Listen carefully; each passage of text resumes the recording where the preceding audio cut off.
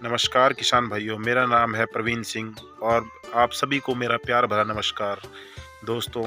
मैं अब आपके बीच में अपने यूट्यूब चैनल को लेकर आया हूं, जिसका नाम है पोल्ट्री एंड फीड अपडेट। दोस्तों, पोल्ट्री से मतलब है कि हमारी पोल्ट्री फार्मिंग और फीड अपडेट से मेरा मतलब है कि फीड की जानकारी। दोस्तों, मैं आपको इस चैनल पर जो भी पोल्ट्री से जुड़ी हुई जानकारियाँ होती है, जैसे किस तरह से मैनेजमेंट करें, किस तरह से व्यवस्था करें, क्या दवाइयों का उपयोग करें, किस बीमारी को किस तरह से पहचानें। दोस्तों, इन सभी चीज़ों से जो पोल्ट्री से रिलेटेड जानकारियाँ हैं, मैं आपको इस चैनल पर देने वाला हूं। दोस्तों,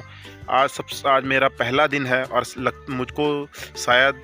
कैमरे के आगे बोलना भी नहीं आता दोस्तों, लेकिन फिर भी मैं आपके लिए कोशिश कर रहा हूं दोस्तों, क्योंकि मैं चाहता हूं कि जो भी हमारा नया किसान जो भी इस फील्ड में आना चाहता है या इस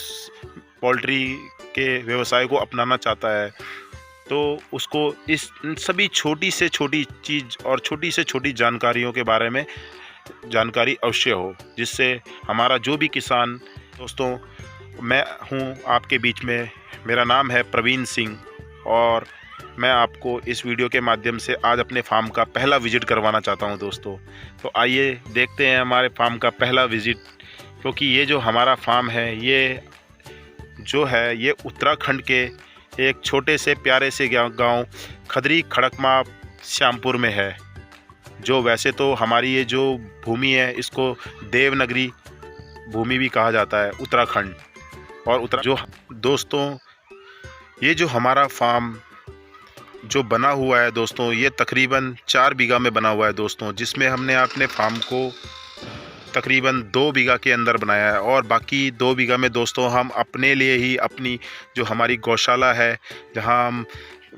बहुत सी गायों को रखते हैं दोस्तों, उनके लिए अपने ही खेत से जो है वो घास उगाते हैं दोस्तों। जैसे हमारी लोकल भाषा में जो है, हम जो देसी लोग हैं, हमारी लोकल भाषा में इसे कहा जाता है, जो हमने ये लगाया इसे कहा जाता है मक्का चर्री, जो दोस्तों अब तकरीबन बड़ी हो गई है और कटने लायक हो चुकी है दोस्तों, और लगभग आधी कट भी चुकी है दोस्तों। क्या होता है कि जैसे हमको गायों के लिए फ्रेश जो उनके लिए भोजन की व्यवस्था करनी होती है, वो हम इसी तरह अपने ही खेतों से रोज़ाना इनको काट कर अपनी गायों के आगे डालते हैं दोस्तों। चलिए, ये चैनल तो है पोल्ट्री का, तो हम आप दोस्तों, इस समय अभी विंटर मैनेजमेंट चल रहा है दोस्तों। विंटर मैनेजमेंट में देखिए दोस्तों, अब मैं आपको दिखाता हूँ दोस्तों, जिसमें जो हम लोग भी कभी कभी हमें फार्म में रुकना होता है दोस्तों, तो हम अपने ही देसी स्टाइल में हमारा ये बनाई गई, जो ये दोस्तों हमारी देसी भाषा में कहा जाता है कि छप्पर या झोपड़ी दोस्तों। नीचे तो इसमें सीमेंट से अपनी बचाव के लिए इसमें जो भी है, इसमें चारों तरफ से ईंटों की दीवार की गई दोस्तों, और ऊपर देखिए इसमें देसी स्टाइल में जो है वो घास फूस बांस बल्ली छप्पर का निर्माण किया गया है दोस्तों। चलिए दोस्तों, तो हम अपने चलते हैं और देखिए दोस्तों, ये हमारे जो फार्म में है, ये जो है ये टंकी की व्यवस्था की गई है जो पोल्ट्री में जिससे पानी यूज़ होता है दोस्तों। देखिए, ये अलग अलग तरह की टंकियों को इसमें लगाया गया है। तो जैसे कहने का मतलब होता है कि ये आपकी जो ये एक टंकी है दोस्तों, ये तो है मेडिसिन के लिए, और जो 2 टंकी है वो है फार्म में पानी के लिए दोस्तों। और ये दोस्तों हमारे फार्म का जो है वो स्टाफ रूम बनाया गया दोस्तों। ये इस तरह से हमारा ये फार्म अंदर से इस तरह से दिखता है दोस्तों कुछ। ये दोस्तों इसलिए यहाँ पर ऐसे दिख रहा है क्योंकि ये पूरा झोपड़ी सा जैसा बनाया गया है दोस्तों अंदर भी, क्योंकि इस टाइम चल रहा है विंटर मैनेजमेंट, और हम इस टाइम अभी सर्दियों में जो है वो अपने चूज़ों को इसी तरह से इस जो ये विंटर मैनेजमेंट है, जो ये अंदर जो हमने चारों तरफ से ये हमारे भाषा में कहते हैं इसे बरसाती या पन्नी भी, कहीं कहीं पन्नियाँ भी कहा जाता है दोस्तों। तो ये पन्नी की व्यवस्था को किया गया है दोस्तों, कहने के लिए कि जो भी चिक्स होते हैं इनको इस तरह से रखा जाता है दोस्तों। ये हम आज हमारे पोल्ट्री का, और हम अपने पोल्ट्री में इस तरह से मैनेजमेंट करते हैं दोस्तों, जहाँ कहीं ये जो पोल्ट्री में सबसे पहले जो है ये चिक्स, इनको गोल नुमा आकार में जो आकृति बनाई गई है, जो ये ब्रूडिंग तैयार की गई है, इसको रखा जाता है दोस्तों। क्योंकि इससे होता क्या है कि जो बच्चे जो जब शुरू में आते हैं दोस्तों, तो इनको काफ़ी ठंड लगती है दोस्तों, और ये इस वजह से आपस में चिपकने लगते हैं और कहीं कोनों में जमा होने लगते हैं। कोने ना हो इसीलिए इसे गोल ब्रूडिंग कहा जाता है, क्योंकि ज़्यादातर बच्चे क्या होते हैं कि गोल ब्रूडिंग में इकट्ठा नहीं होते हैं, अलग अलग दोस्तों। देखो जैसे यहाँ से देखिए, कहीं अलग बैठे हैं, इस तरह से नहीं, अगर जिससे इनमें क्या होता है कि गोल ब्रूडिंग करने से इनमें जो बच्चे इकट्ठा नहीं होते, और इकट्ठा नहीं होते तो इनमें मोर्टेलिटी भी नहीं होती, क्योंकि दोस्तों ये एक साथ बहुत ज़्यादा संख्या में इकट्ठा हो जाते हैं और इससे जो होता है मृत्यु दर बढ़ जाता है। तो इस मृत्यु दर को से बचने के लिए हम जो है अपने फार्म में गोल ब्रूडिंग की व्यवस्था करते हैं।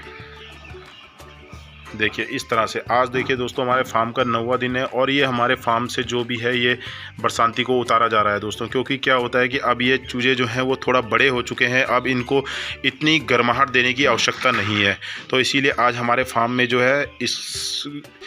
इस जो ये हमने ये पन्नी से इस पूरे फार्म को कवर किया है, अंदर से इसको खोल रहे हैं दोस्तों, ताकि ये अच्छे से घूम सके, फिर सकें और अच्छे से अपने मतलब आप खेल सकें। बच्चे जो होते हैं ये आप जब ये छोटे होते हैं तो ये बहुत मस्ती करते हैं दोस्तों, खेलते हैं जैसे जैसे सब बच्चे होते हैं वैसे ही ये भी बच्चे हैं अभी।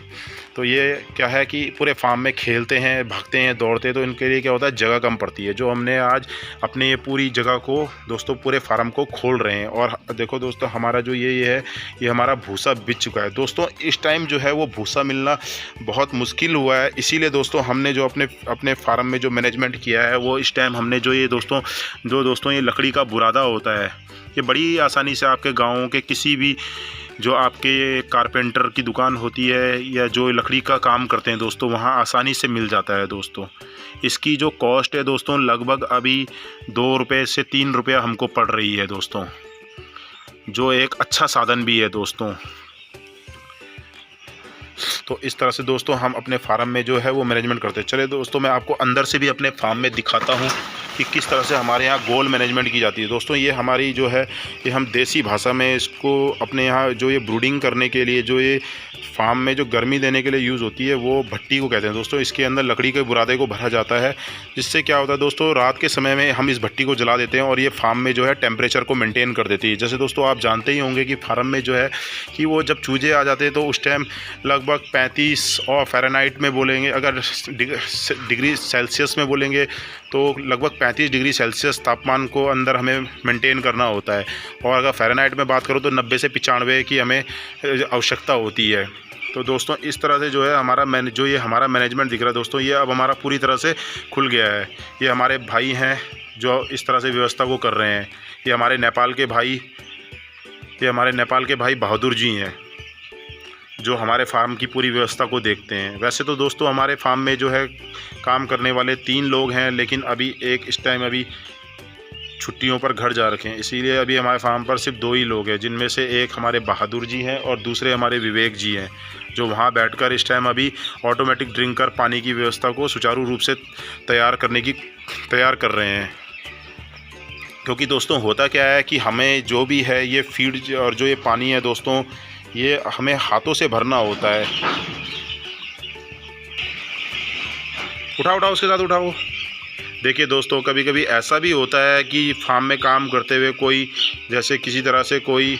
ऐसे ये दोस्तों लगा रहता है, मतलब कोई किसी चीज़ का अगर कोई चीज़ गिर जाए या ये तो फार्म में लगा ही रहता है दोस्तों। लेकिन देखिए किस तरह से हमारे दोनों भाई हैं, इन्होंने व्यवस्था को एकदम से सही से टाइम हमने सुबह के पानी में इनको मेडिसिन दी है दोस्तों, जिससे